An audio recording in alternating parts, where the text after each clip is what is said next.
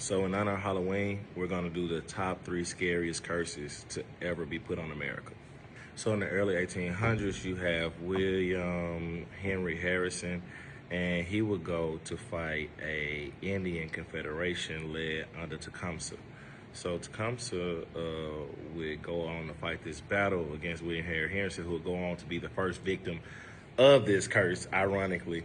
And the curse said that every 20 years, a president or a chief of America would die. So I'm going to read down the list of the effects after the curse. So 1840, you have William Henry Harrison elected. He died 1 month later. 1860, you have Abraham Lincoln. He was assassinated. 1880, you have James Garfield. He was assassinated.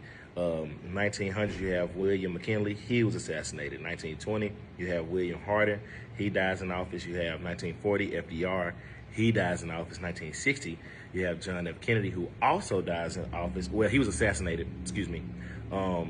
The curse was allegedly broken in 1980 when the failed assassination attempt happened to Ronald Reagan. Crazy. Up next, this was actually my mom's favorite, not necessarily for this topic, but just one of her interests.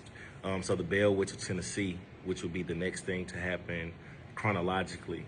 The Bell Witch of Tennessee would be allegedly this entity or this poltergeist named Katie Batts.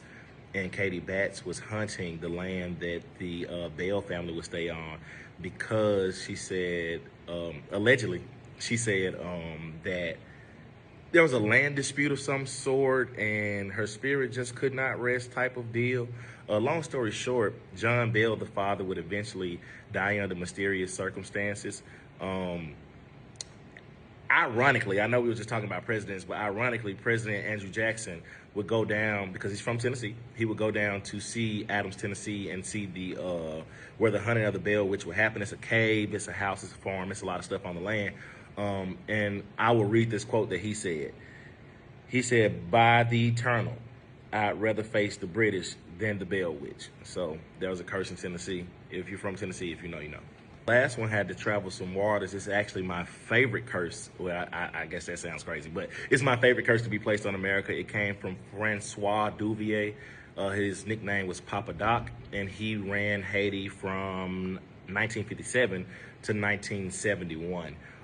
So allegedly, Kennedy was undermining Papa Doc and trying to start a revolt in Haiti that would overthrow him because he was not very liked outside of Haiti. Hell, he wasn't that liked in Haiti, to be honest with you. But once Papa Doc catches news of what John F. Kennedy is doing, he is going to go across the radios and